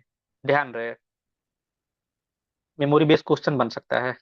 अब देखो ये चीज आप समझो, ये पूरा मैकेनिज्म है एक्सटर्नल फर्टिलाइजेशन में, ठीक है। आपको मैं यहाँ से दिखाना स्टार्ट करता हूँ। पहले देखो, ये देखो एग का सेल मेम्ब्रेन है और ये एग का इंटरनल एरिया है, ठीक है। और ये स्पर्म है, स्पर्म कहाँ पहुंच रहे हैं? एग के मेम्ब्रेन के पास में, और इसके बाद ये लोग फ्यूज करना चाह रहा है या फ्यूजन हो रहा है। तो यहाँ पे क्या क्या चीज हो रहा है, यहाँ पे इसका स्टेप लिखा हुआ है और डायग्राम में दिखाया गया है। आप स्टेप और डायग्राम दोनों को देखना, तब आप समझ पाओगे, ठीक है। जिस स्टेप में मैं नहीं दिखूंगा हमको बता देना, मैं अपने आप को गायब कर लूंगा, तब आप देखना, ठीक है। आप देखो यहाँ पे फर्स्ट स्टेप में क्या है? अच्छा, पहला चीज तो देखो, फर्स्ट स्टेप तो आपको ये पता ही है, मतलब कि क्या होगा, recognition of egg and sperm, ये तो होना ही होना है। तो पहला काम क्या होगा यहाँ पे, कीमो अट्रैक्शन। कीमो का मतलब केमिकल, अट्रैक्शन का मतलब पता ही है, कुछ सर्टेन केमिकल की वजह से इनके बीच में क्या होगा, अट्रैक्शन होगा। और वो जो कीमो अट्रैक्शन को लेकर के आ रहा है, वो कौन होता है, रिसेप्ट। अभी बताया हूं ना, बताओ, क्लास में हो कि नहीं तुम लोग? है सर। ओके, एक ही लोग हो क्या, बाकी लोग कहाँ हैं? है सर। ओके, नाउ सी, जब कीमो अट्रैक्शन का हम लोग बात करते हैं तो देखो यहाँ पे आपको क्या देखने के लिए मिलेगा, chemo attraction of the sperm to the egg by soluble molecules secreted by the egg। समझ रहे हो इस बात को, कि एग के द्वारा soluble molecule को सिक्रीट किया जाएगा, स्रावित किया जाएगा, एंड दैट मॉलिक्यूल इज रिसेक्ट। रिसेप्ट का रिसेप्टर किसके पास में है, स्पर्म के पास में है। तो पहला प्रोसेस क्या होगा, कीमो अट्रैक्शन। अच्छा, कई बार क्वेश्चन सीक्वेंस में इसको अरेंज करने के लिए पूछा गया है, आप इसको इसी मैनर में, ऐसा नहीं कि अपने इच्छा से कीमो अट्रैक्शन पहले कर दिए, चलो ठीक है, इसके बाद हम फ्यूजन करा दिए, इसके बाद एक्सोसाइटोसिस, कुछ भी, तो मतलब कुछ भी नहीं करना है ना, याद रहे ये बात, जैसे दिया है आपको वैसे ही ध्यान में रखना है। देन देखो नेक्स्ट स्टेप में क्या होगा, इग्जोसाइटोसिस। इग्जोसाइटोसिस तो मैं आपको पढ़ाया हूं, इग्जोसाइटोसिस में देखो क्या होगा, exocytosis of the sperm acrosomal vesicle and release of its enzyme. यहाँ पे आपको क्या देखने के लिए मिलेगा, कि जब इग्जोसाइटोसिस होगा तो स्पर्म का जो एक्रोजोमल वेसिकल है, वहां से एंजाइम रिलीज होगा। ठीक है, तो अब आप यहाँ पे देखो, ये जो फर्स्ट वाला ये स्टेप है, यहाँ पे क्या हो रहा है, sperm contact jelly layer, chemo attraction वाला हो गया कहानी। अच्छा, आप देखो ये स्पर्म है, स्पर्म के पास में ये वाला देखो स्ट्रक्चर जो यहाँ पे आपको दिख रहा है, एक्रोसोम है। ठीक है, यही एक्रोसोम क्या कराएगा, रिएक्शन कराएगा। तो सेकेंड स्टेप में देखो क्या है, एक्रोसोम रिएक्शन। अब एक्रोसोम रिएक्शन के लिए ये जो आप ग्रीन कलर से दिख रहे हो, ठीक है, इसको क्या होना होगा, यहाँ से बाहर जाना होगा। इसके बाहर जाने के प्रोसेस को आप क्या बोलते हो, एक्सोसाइटोसिस। तो ये देखो जो पहले इस तरीके से स्पर्म था, अब ये देखो कुछ इस तरीके से अपना स्नाउट लाइक स्ट्रक्चर आगे निकाल रहा है, और जो इसका एक्रोसोम है, एक्रोसोमल प्रोसेस हो रहा है, ये बाहर जाएगा। तो देखो थर्ड स्टेप में क्या होगा, binding of the sperm to the extracellular matrix, यानी कि वाइटलाइन इन्वेलप और zona pellucida of the egg. तो एग के पास में जो वाइटलाइन इन्वेलप है उसके साथ में, या फिर जोना पेलुसिडा। अच्छा, यहाँ पे दो नाम क्यों दिया हुआ है, एक नाम दिया हुआ है वाइटलाइन इन्वेलप और दूसरा जोना पेलुसिडा। अगर वाइटलाइन इन्वेलप दिया हुआ है तो आप समझो सी अर्चिन के रिस्पेक्ट में बोला गया है, और अगर जेडपी दिया गया है तो मैमल के रिस्पेक्ट में है, आप माइस के रिस्पेक्ट में समझो। यहां तक तो सब में प्रोसेस सेम ही होगा, कीमो अट्रैक्शन, ठीक है, exocytosis and binding of sperm, यहाँ तक तो ठीक ही है। तो ये चीज देखो, ये थर्ड स्टेप में आपको दिख रहा है। देन नेक्स्ट आप क्या देखोगे, passage of the sperm through this extracellular matrix. अब ये जो एक्स्ट्रा सेलुलर मैट्रिक्स है, इससे स्पर्म क्या करेगा, पास करेगा। और लास्ट में देखो क्या है, fusion of the egg and sperm cell membrane. See this one, यहाँ पे देखो एग का मेम्ब्रेन और स्पर्म का मेम्ब्रेन दोनों फ्यूज हो गया, और ये फ्यूज हो जाएगा तो जो इसका ये जो न्यूक्लियर मटेरियल है, बेसिकली जो डीएनए है, ये अंदर एंट्री मार लेगा, एंट्री लेके चला जाएगा एग के अंदर में, और वहीं पे इनका मिक्सिंग हो जाएगा, फ्यूजन हो जाएगा। So this is all about external fertilisation in sea urchin. आपको ये केस देखने के लिए मिलता है। आप इन स्टेप्स को ध्यान में रखना, कि पहला क्या होगा, कीमोट्रैक्शन होगा, दूसरा एक्सोसाइटोसिस होगा, तीसरा बाइंडिंग होगा, चौथा क्या होगा, पासेस होगा, या इसी को बाइंडिंग टू वाइटलाइन एनवेलप के साथ में, और लास्ट में आप फ्यूजन बोलते हो। ये स्टेप आपको देखने के लिए मिलता है। तो ये स्लाइड आपके लिए इंपॉर्टेंट है, आप इसको ध्यान में रखना। ठीक है, आगे आप देखो, अब जब अगर हम बात करते हैं एक्रोसोमल रिएक्शन का, ठीक है, तो यहाँ पे आपको क्या देखने के लिए मिलेगा, दो कंपोनेंट होता है। पहला क्या है, release of acrosomal enzyme to digest egg jelly. जैसे कि आप समझो कि ये अगर एग है, ठीक है ना, ये एग है, तो इसके पास में मेम्ब्रेन भी तो होगा। तो जो स्पर्म पहुंचा है, स्पर्म के पास में जो एक्रोसोमल एंजाइम है वो इस एक जेली को क्या करेगा, डाइल्यूट करेगा। उसको डाइल्यूट करने के लिए या डाइजेस्ट करने के लिए एक्रोसोमल एंजाइम रिलीज होंगे, तो पहला स्टेप ये होता है। इसके बाद नेक्स्ट क्या होगा, फॉर्मेशन ऑफ एक्रोजोमल प्रोसेसेस, और वो क्या होता है, बिंडीन एंड एक्रोसोमल प्रोटीन। अब यहाँ से एक दूसरा प्रोटीन का नाम आपके लिए इंट्रोड्यूस कराया गया है, दैट इज बिंडीन। अब आप याद कैसे रखोगे, एग क्या रिलीज कर रहा था, रिसेप्ट, ठीक है। स्पर्म से क्या रिलीज हो रहा है, बिंडिन। याद रहेगा कि भूल जाओगे,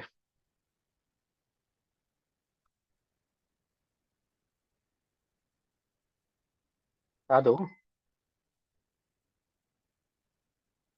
लिख लेना।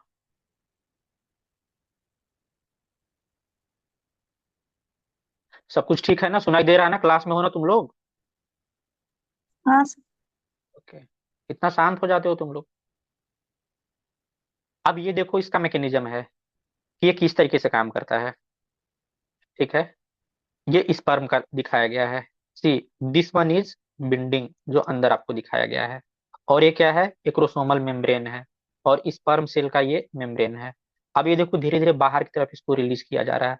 ये पूरा के पूरा को आप क्या बोलते हो, एक्रोसोमल एंजाइम। और जो यहाँ पे आपको ये साइड में दिख रहा है ये क्या है, बिंडिन है।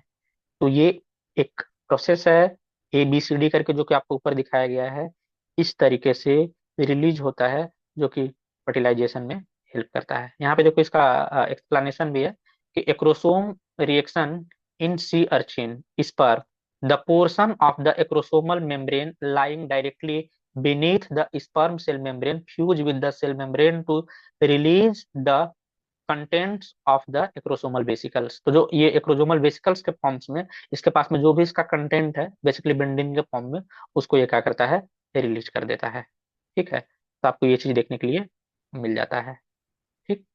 अच्छा, अब देखो यहाँ पे एक और कहानी पढ़ते हो, जो कि मैं वहां पे बताया था कि आपको इस चीज में हमेशा डाउट बना रहता है। वन एग वन स्पर्म, ठीक है ना, नॉर्मल हाइपोथेसिस बोल सकते हो, या जो थियरी है वो क्या बोलता है कि एक एग के लिए एक ही स्पर्म होना चाहिए उसको फ्यूज करने के लिए, ठीक है। तो यहाँ पे डायग्राम भी है और यहाँ पे स्टोरी भी है। तो पहले मैं डायग्राम को आपको एक बार बता देता हूँ, फिर मैं स्टोरी पे चलूंगा। नाउ सी, ये देखो एक क्या है, एग है, ठीक है ना। एग है, ये एग का प्रोन्यूक्लियस है। तो इसके पास में कितना नंबर ऑफ क्रोमोजोम है, 18। N इजकल टू कितना, 18। अगर जब एक स्पर्म आएगा तो वो कितना लेकर के आएगा, 18। तो 2N इक्वल टू कितना होता, 36। लेकिन यहाँ पे देखो हुआ क्या कि एक स्पर्म ना एंट्री करके दो स्पर्म एंट्री कर लिया। ध्यान से देखना आप, तभी आपको समझ में आएगा। एग के पास में single nucleus, 18 number of chromosome, दो स्पर्म एंट्री ले लिए। ये देखो एक 18 एक 18।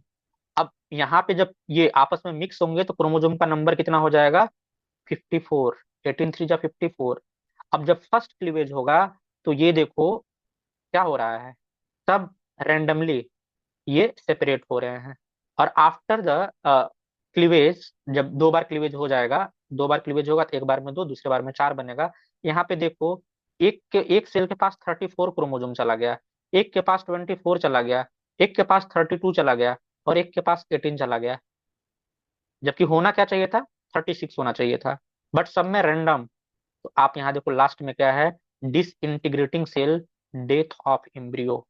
तो पॉलीस्पर्मी क्या लेकर के आ रहा है, बताइए आप।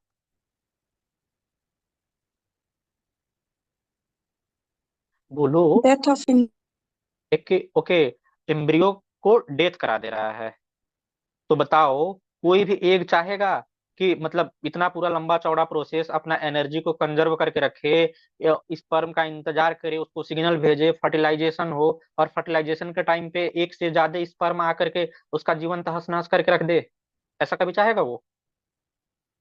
नहीं। इसीलिए वहां पे कौन सा प्रोसेस को लेकर के आया जाता है, ब्लॉकेज ऑफ पॉलीस्पर्मी। अब सुनना, मैं यहाँ पे आपको बता रहा हूँ जो यहाँ पे लिखा हुआ है। पहले आप इस कॉन्सेप्ट को ध्यान में रखो, 1 एग 1 स्पर्म, एक एग के लिए एक ही स्पर्म इनफ है, और इतना ही होना चाहिए। ठीक है, देखना आप,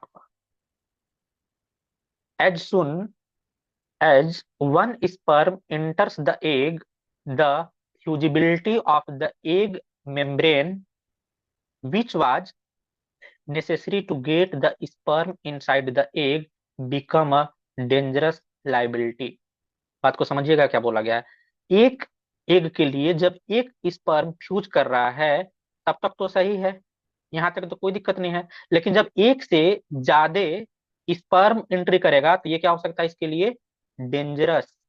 किस चीज के लिए, लाइबिलिटी के लिए, सर्वाइवल के लिए, जिंदा रहने के लिए। तो आगे देखो क्या है, in the normal case monospermy, only one sperm enter the egg and the haploid sperm nucleus combine with the haploid egg nucleus to form the diploid nucleus of the fertilized egg, that is zygote। Normally क्या होता है, एक egg एक sperm के साथ में fuse करेगा और दोनों हैप्लॉयड होते हैं, तो हैप्लॉयड हैप्लॉयड मिलकर के बना लेंगे डिप्लॉयड, और आफ्टर द डिप्लॉयडल जाइगोट का फॉर्मेशन होगा, दस restoring the chromosome number appropriate for the species.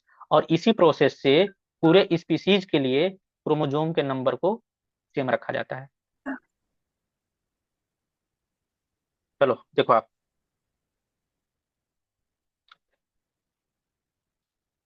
आगे देखो आप क्या बात करते हो, द इंट्रेंस ऑफ, एक मिनट, ठीक है, the entrance of multiple sperm, आप इस केस को क्या बोलते हो, पॉलीस्पर्मी। तो अगर एक से ज्यादा स्पर्म का अगर एंट्री हो जा रहा है तो आप उस कंडीशन को बोलते हो polyspermy, leads to disastrous consequences in most organisms.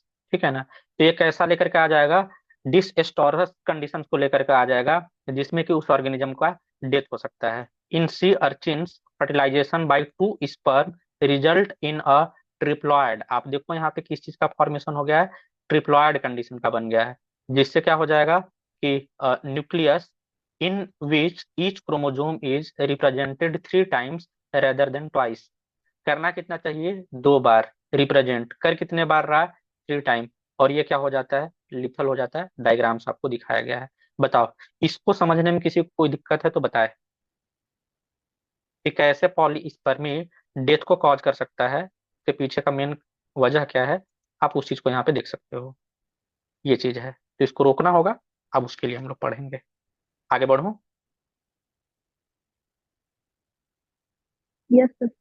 चलो देखो आप, पॉलीस्पर्मी प्रिवेंशन इन सी अर्चिन। अब ये बात तो तुमको समझ में आ गया कि पॉलीस्पर्मी से हो क्या सकता है, डेथ कॉज करा सकता है एम्ब्रियो का। तो डेथ ना हो, इसको क्या करना होगा, रोकना होगा। तो रोकने के लिए देखो क्या क्या चीज ये अपना करके रखा हुआ है, आप इस चीज को देखो। See polyspermy result when 2 or more sperm fertilize an egg. जब एक एग को एक से ज्यादा यानी कि 2 या 2 से ज्यादा स्पर्म फर्टिलाइज करे तो आप इस कंडीशन को बोलते हो पॉलीस्पर्मी। हमने अभी प्रीवियसली बताया आपको कि एक एग एक स्पर्म होना चाहिए, बट कंडीशन क्या हो रहा है कि स्पर्म 2 हो जा रहे हैं, एग एक ही है, तो ऐसे में पॉलीस्पर्मी बोलते हो। इट इज यूजुअली लिथल, आप इस कंडीशन को लिथल बोलते हो, घातक, since it result in blastomeres with different number and types of chromosomes। Resultant आपको क्या देखने के लिए मिलेगा कि जो ब्लास्टोमियर है इसमें आपको डिफरेंट नंबर और डिफरेंट टाइप्स ऑफ क्रोमोसोम्स देखने के लिए मिल जाएगा। तो ये तो प्रॉब्लम वाली बात है। आप यहाँ पे देखो, ये देखो एक एग है और इस एग से देखो कितने सारे स्पर्म फर्टिलाइज करने का कोशिश कर रहे हैं, multiple sperms being accepted by the egg. इस एग ने क्या कर लिया, बहुत सारे स्पर्म को एक्सेप्ट कर लिया। अब जिसके वजह से क्या हो जाएगा यहाँ पे, पॉलीस्पर्मी वाला कंडीशन। और जब अगर पॉलीस्पर्मी बन जाएगा तो ये इसके लिए लिथल हो जाएगा। तो इस चीज से निजात पाने के लिए, छुटकारा पाने के लिए, बचाव के लिए एग ने क्या किया हुआ है, अडॉप्ट किया है अपने आप को। और वो दो दो यहाँ पे प्रोसेस होते हैं। आप एक को बोलते हो फास्ट ब्लॉक टू पॉलीस्पर्मी और दूसरा होता है the slow block to polyspermy. तो सबसे पहले हम देखते हैं फास्ट ब्लॉक ऑफ पॉलीस्पर्मी को। देखो, the fast block to polyspermy is achieved by changing the electrical potential of the egg plasma membrane by the timing. आप अपने माइंड में इस बात को रखो कि फास्ट ब्लॉक टू पॉलीस्पर्मी करने के लिए ये जो एग का मेम्ब्रेन है, इसका पोटेंशियल को चेंज कर दिया जाता है। ये खुद अपने पोटेंशियल को चेंज करेगी। वो कैसे होता है वो तो मैं आगे बताऊंगा। अभी आप इस चीज को अपने माइंड में रखो कि जो एग मेम्ब्रेन का पोटेंशियल है उसको चेंज किया जाएगा। आप इसको बोलते हो फास्ट ब्लॉक। फास्ट ब्लॉक इसलिए बोला गया क्योंकि ये प्रोसेस इमीडिएट होता है, बहुत फास्ट होता है और कम समय के लिए होता है। देन देखो, नेक्स्ट हम बात करते हैं स्लो ब्लॉक टू पॉलीस्पर्मी। यहाँ पे क्या होगा, the eggs of sea urchin and many other animals, जिसमें कि ह्यूमंस भी इंक्लूडेड है, have a second mechanism to ensure that multiple sperm do not enter the egg cytoplasm। इसमें ये चीज किया जाता है कि मल्टीपल स्पर्म एग के अंदर एंट्री ना कर पाए, तो उसके लिए स्लो ब्लॉक टू पॉलीस्पर्मी की आवश्यकता होती है, which is also called cortical granule reaction. तो कहीं पे अगर मेंशन है कॉर्टिकल ग्रेन्यूल रिएक्शन, तो आप समझ जाना कि स्लो ब्लॉक टू पॉलीस्पर्मी का बात किया जा रहा है। अच्छा, जो स्लो ब्लॉक टू पॉलीस्पर्मी है ये परमानेंट होता है ना, और ये जो है फास्ट ब्लॉक टू पॉलीस्पर्मी ये ट्रांजिएंट होता है। ट्रांजिएंट इन द सेंस आप समझो कि कुछ समय के लिए, क्षणिक भर के लिए है, अधिक से अधिक 1 मिनट के लिए है। बट ऐसा तो हो सकता है कि 1 मिनट के बाद भी वहां पे स्पर्म रहे, तो फिर वो स्पर्म का एंट्री हो सकता है। तो उस 1 मिनट के बाद एक्टिव हो जाता है स्लो ब्लॉक टू पॉलीस्पर्मी।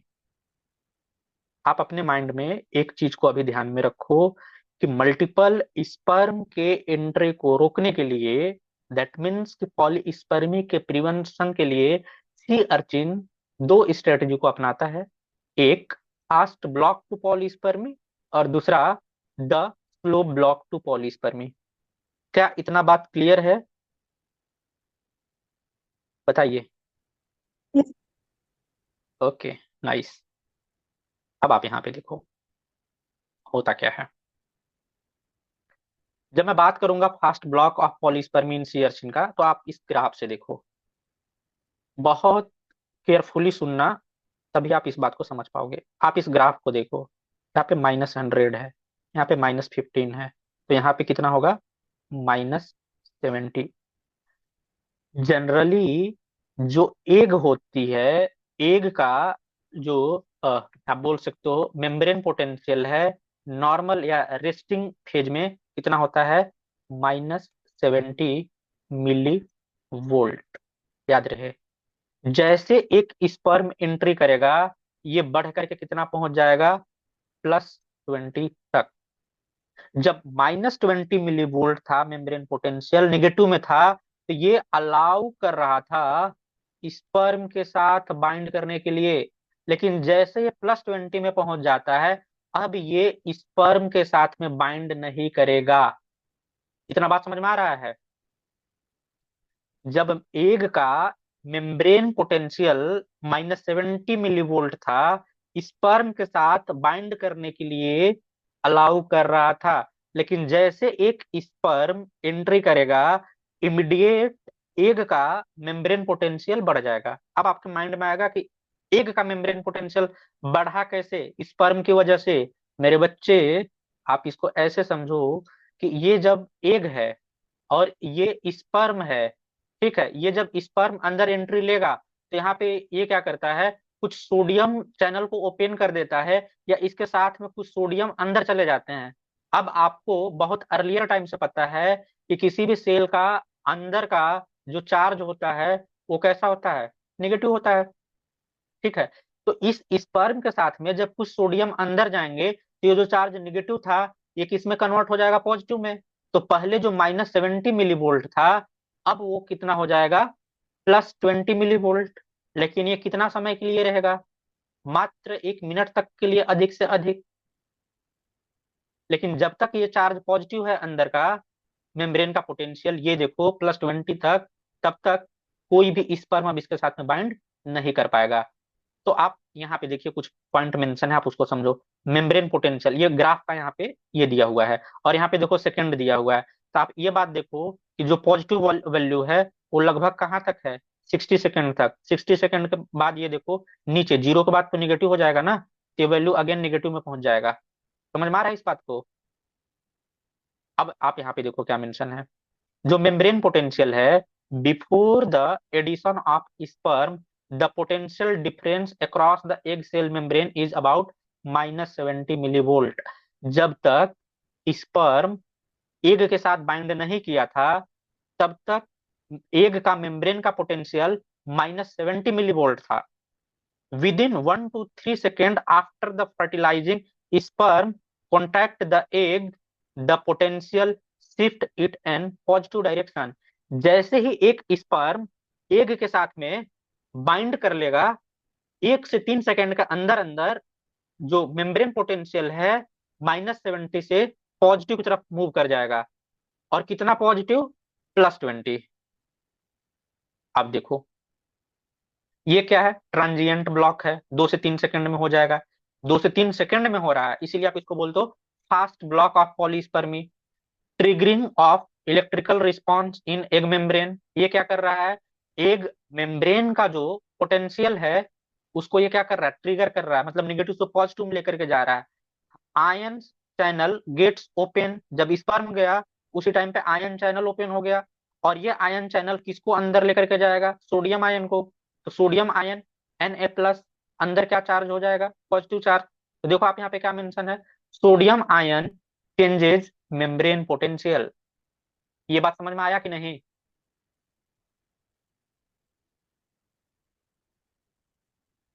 बोलो। हाँ सर। ओके, अब हम नेक्स्ट बात करते हैं slow block of polyspermy. Fast block में उतना ही था, क्वेश्चन यहाँ से भी आते रहता है, आप इसको ध्यान में रखना, बस सिंगल स्लाइड है, आप इस स्लाइड को ध्यान में रख लोगे आपका काम हो जाएगा। देन नेक्स्ट आप बात करते हो स्लो ब्लॉक ऑफ पॉलीस्पर्मी। यहाँ पे देखो क्या होता है, थोड़ा इसका बात कर लेते हैं, ठीक है? बस थोड़ा देर और तुम लोग क्लास को कर लो, इसके बाद ये अब खत्म ही होने वाला है, लास्ट की तरफ हम लोग आ गए हैं अब।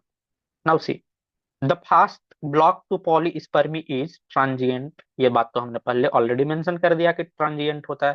Since the membrane potential of the sea urchin egg remains positive for only about a minute. तो आपके माइंड में ये क्वेश्चन आना चाहिए था कि जब फास्ट ब्लॉक ऑफ पॉलीस्पर्मी हो ही गया, तो स्लो ब्लॉक ऑफ पॉलीस्पर्मी का क्या हो सकता है, बताइए क्या हो सकता है? मैं आपसे पूछना चाहता हूँ, why is the need of slow block of polyspermy in the case of sea urchin when already occurs fast block of polyspermy? Yes, please tell me, anyone? कोई है? वो परमानेंट नहीं होता इसलिए। वो तो है ही है, लेकिन मात्र 1 मिनट के लिए ही तो है वो ना। और ये भी तो हो सकता है कि 1 मिनट के बाद भी स्पर्म एग के पास आसपास में पाए जाएं। तो परमानेंट लाने के लिए कि अब दोबारा कोई स्पर्म बाइंड ना कर सके, एंट्री ना ले सके, उसके लिए क्या लेकर के आना पड़ेगा, स्लो ब्लॉक ऑफ पॉलीस्पर्मी, जो कि परमानेंट होता है। ठीक है? तो तुम लोग इतने इनोसेंट बच्चे हो कि यहाँ आंसर लिखा हुआ है ओनली अबाउट 1 मिनट, लेकिन फिर भी नहीं बता रहे हो। सर वही तो बोले कि वो परमानेंट लाने के लिए, वो परमानेंट नहीं होता इसलिए। Okay okay okay, now C, this brief potential shift is not sufficient to prevent polyspermy permanently। जो ब्रीफ पोटेंशियल मतलब शॉर्ट पीरियड ऑफ टाइम के लिए है, ये परमानेंटली पॉलीस्पर्मी को प्रिवेंट नहीं कर सकता है, इसलिए स्लो पर पॉलीस्पर्मी को लाना पड़ेगा। And polyspermy can still occur if the sperm bound to the vitelline envelope are not somehow removed. ठीक है? तो स्लो पॉली स्पर्मी को इसलिए लाने की आवश्यकता पड़ जाएगी कि अगर नहीं लाया जाएगा तो स्पर्म एंट्री कर सकता है। तो ये लोग क्या करते हैं, स्लो ब्लॉक ऑफ पॉलीस्पर्मी को लेकर के आएंगे, और जो यहाँ पे आपको एग के पास में वाइटलाइन इनवेलप देखने के लिए मिलेगा, ठीक है, वो तब तक रिमूव नहीं हुआ होता है। आगे देखो क्या है, this sperm removal is accomplished by the cortical granule reaction, ये बात तो हमने आगे ही आपको बताया था कि आप या तो बोलो स्लो ब्लॉक टू पॉलीस्पर्मी या कॉर्टिकल ग्रेन्यूल रिएक्शन, उसके लिए आवश्यकता होता है, also known as slow block to polyspermy. This slower mechanical block to polyspermy becomes active about a minute after the first successful sperm egg fusion। जब एक sperm और egg का सक्सेसफुल फ्यूजन हो जाता है, उसके बाद आप देखते हो कि वहां पे स्लो ब्लॉक ऑफ पॉलीस्पर्मी, और ये इसको आने में कितना समय लग जाता है, लगभग 1 मिनट। तो वही जो शुरुआत में 1 मिनट का समय है वो कौन लेता है, फास्ट ब्लॉक ऑफ पॉलीस्पर्मी। वो fast block of polyspermy 1 minute तक क्या करेगा, प्रिवेंट करके रखेगा। उसके बाद आ जाएगा स्लो ब्लॉक ऑफ पॉलीस्पर्मी, और ये हमेशा के लिए हो जाएगा permanently. This reaction is found in many animal species including most animal, और इसमें आप बात करोगे तो ह्यूमंस में भी आपको देखने के लिए मिल जाता है। तो जब मैं ह्यूमंस का फर्टिलाइजेशन पढ़ाऊंगा तो आप वहां पे भी फास्ट ब्लॉक और slow block of polyspermy, specially slow block of polyspermy देखते हो। Is it clear? इसका देखो डिटेल वर्जन तो ये है, आप इसके बारे में समझो तब आप समझ पाओगे कि पूरा कहानी क्या चल रहा है। ठीक है, तो ये देखो डायग्राम है सी हियर, ये कॉर्टिकल ग्रेन्यूल है। अच्छा, आपके इंफॉर्मेशन के लिए मैं बता दूं कि एक सी अर्चिन एग के अंदर 15,000 के आसपास कॉर्टिकल ग्रेन्यूल पाए जाते हैं। यहाँ पे तो दो चार ही दिखाए गए हैं आपको। ऐसे ऐसे कॉर्टिकल ग्रेन्यूल एक एग सेल के अंदर 15,000 से ऊपर या लमसम 15,000 के आसपास पाए जाते हैं सी अर्चिन के केस में। और इन्हीं के बीच में क्या होना है, रिएक्शन होना है। कैसे होता है, आप वन बाय वन करके देखो। Cortical granule exocytosis and formation of the sea urchin fertilization envelope. ठीक है, schematic diagram of event leading to the formation of the fertilization envelope. इस डायग्राम के बारे में बताया गया है कि यहाँ पे क्या होगा, जो कॉर्टिकल ग्रेन्यूल है इससे इग्जोसाइटोसिस होगा। तो ये देखो कॉर्टिकल ग्रेन्यूल है, और इसके अंदर जो भी सब्सटेंस भरा हुआ है इग्जोसाइटोसिस करके क्या कर रहा है, बाहर की तरफ रिलीज कर रहा है। यही बात मेंशन है। अब हम वन बाय वन करके देखते हैं। फर्स्ट स्टेप क्या होगा, एज कॉर्टिकल ग्रेन्यूल्स अंडरगो इग्जोसाइटोसिस। ये जो कॉर्टिकल ग्रेन्यूल है ये कहाँ पे जाएगा, इग्जोसाइटोसिस के लिए जाएगा। They release cortical granule serine proteases. आप ये बात भी ध्यान में रखना कि जो कॉर्टिकल ग्रेन्यूल हैं इनके पास में क्या होते हैं, सेरीन प्रोटीएजेज। मेरे बच्चे, अगर यहाँ पे प्रोटीएज लिखा हुआ है तो ये क्या करेगा, ब्रेक डाउन करेगा, क्लीव कर सकता है पेप्टाइड बॉन्ड को। ठीक है, और कहाँ पेप्टाइड बॉन्ड को, जहां पे सेरीन रहेगा। ठीक है, an enzyme that cleave the protein linking the vitelline envelope to the cell membrane. ये वहां पे क्लिक करेगा, ये क्लीव करेगा प्रोटीन लिंकिंग का जो वाइटलाइन इन्वेलप है सेल मेम्ब्रेन के साथ में जुड़ा हुआ है। और जैसे ही वाइटलाइन मेम्ब्रेन को सेल मेम्ब्रेन से अलग करा देगा, अब स्पर्म बाइंड नहीं कर सकता है। याद कीजिए आप प्रीवियस स्लाइड जहां पे आपको बताया गया था कि जो वाइटलाइन मेम्ब्रेन है, ठीक है, एक जेली है, ये विस्कस होते हैं। और जब विस्कस रहेगा तभी तो स्पर्म उसके तरफ अट्रैक्ट होगा या उसके साथ में बाइंड कर पाएगा, मतलब कुछ तो उसको एंकरिंग के लिए चाहिए। तो जो एंकरिंग सब्सटेंस है उसी को हटा दिया जा रहा है। और कहाँ से हटाया जाएगा, जहां पे सेरीन होंगे। इसीलिए कौन काम कर रहा है, सीजीएसपी, कॉर्टिकल ग्रेन्यूल सेरीन प्रोटीएज। याद रहे, इस प्रोटीन का नाम भी आपको याद रहना चाहिए, पूछा जा सकता है। आगे देखो आप क्या बात करते हो, नेक्स्ट ग्लाइकोसा अमीनोग्लाइकान्स। ये एक और अनदर प्रोटीन्स है जिसको क्या बोला जा रहा है, glycosaminoglycans released by the cortical granules form an osmotic gradient. और ये क्या बनाएगा, ऑस्मोटिक ग्रेडियंट बनाएगा, causing water to enter and swell the space between the vitelline envelope and cell membrane। आप देखो यहाँ पे वाटर, यहाँ पे क्या होगा, एंट्री लेगा। और ये जब वाटर यहाँ पे एंट्री लेगा तो स्वेलिंग यहाँ पे क्रिएट करेगा, जिससे कि इनके बीच में जो डिस्टेंस है वो बढ़ सके या दोनों को अलग अलग कर सके, ये चीज काम कराएगा। देन नेक्स्ट आप देखो क्या, द एंजाइम UDX1। यहाँ पे देखो आप दिखाया गया UDX1, ये क्या करेगा, in the former cortical granule membrane catalyse the formation of hydrogen peroxide H2O2 को बनवाएगा। UDX1 जो है ये क्या करवाएगा, H2O2 को बनवाएगा, और ये क्या कराएगा, द सबस्ट्रेट फॉर सॉल्युबल ओवो पर ऑक्सीडेज, ठीक है ना। तो ये क्या बनवाएगा, ये आप बोल सकते हो कि सॉल्युबल सबस्ट्रेट है ये ओवो पर ऑक्सीडेज का। देन ओवो पर ऑक्सीडेज एंड ट्रांसग्लूटामिनेज, जिसको TG आप बोलते हो, harden the vitelline envelope, now called the fertilization envelope. अब यहाँ पे देखो एक हार्ड स्ट्रक्चर बन जाएगा जिसको कि आप बोलते हो फर्टिलाइजेशन इनवेलप। ये इस बात का गारंटी देता है कि फर्टिलाइजेशन हो गया है, अब किसी फर्टिलाइजेशन की आवश्यकता नहीं है, और इस तरीके से प्रोटेक्ट किया जाता है। तो मोटा मोटी तरीके पे आप इस बात को समझो कि जैसे एक एग अंदर एक सेल, एक स्पर्म सेल एग के अंदर आ गया, ठीक है, फर्टिलाइजेशन हो गया नॉर्मल, 1 स्पर्म 1 एग, ठीक है। अब इसके बाद में प्रिवेंट करना होगा, परमानेंट प्रिवेशन के लिए स्लो ब्लॉक ऑफ पॉलीस्पर्मी होना होगा। इस केस में क्या होगा कि आप ये जो देख रहे हो कॉर्टिकल ग्रेन्यूल्स, इस कॉर्टिकल ग्रेन्यूल से जो यहाँ पे ये आप ग्रेन्यूल्स के फॉर्म में देख रहे हो जो कि क्या है, CGSP, जिसको कि आप बोलते हो कॉर्टिकल, ठीक है, कॉर्टिकल ग्रेन्यूल, एक minute, cortical granule serine proteases ये रिलीज होंगे। ये क्या काम करेगा, ये जो सेरीन पाया जाएगा किनके बीच में, एक सेल मेम्ब्रेन और वाइटलाइन इनवेलप के बीच में, इनको ब्रेक डाउन कराएगा। उस ब्रेक डाउन के बाद में यहाँ पे ग्लाइकोसा अमीनोग्लाइकॉन्स, ठीक है, क्या क्रिएट करेगा, ऑस्मोटिक ग्रेडियंट को क्रिएट करेगा, जिससे कि वाटर की एंट्री होगी और यहाँ पे स्वेलिंग होगी। एक मतलब आप ये बोल सकते हो कि स्वेल करके थोड़ा सा डिस्टेंस क्रिएट किया जाएगा। इसके बाद में एक एंजाइम आएगा जिसको क्या आप बोलते हो, UDX1, ये H2O2 बनाएगा, हाइड्रोजन पर ऑक्साइड, ठीक है, और इसके साथ में ट्रांस ग्लूटामिनेज काम करके ये जो पूरा आउटर कवरिंग है एग का, इसको क्या कर दिया जाएगा, हार्ड कर दिया जाएगा, जिसको क्या बोलते हो, fertilisation envelope. So this is all about sea urchin fertilisation. Clear, इसमें सब कुछ कवर हो गया। ये क्लास स्पेशली डिजाइन किया गया था COET PG के लिए, but this is equally important for BSc 6 semester developmental biology. तो अगर आपके सिलेबस में जो है जूलॉजी में दिया हुआ है डेव बायो, वहां पे भी ये काम करेगा।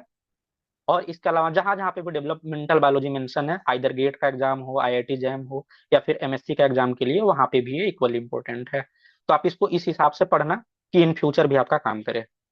समझ में आया बात, बताओ। Yes sir. कोई डाउट है तो पूछो, एनी डाउट प्लीज। शुरू से लास्ट तक में किसी को कोई डाउट है तो पूछे, otherwise I will and the class. क्या किया जाए बताइए, इतना टाइम नहीं लेना है। किसी को कोई डाउट नहीं? नहीं सर, कोई बात नहीं। Okay, thank you. Now you can leave the class.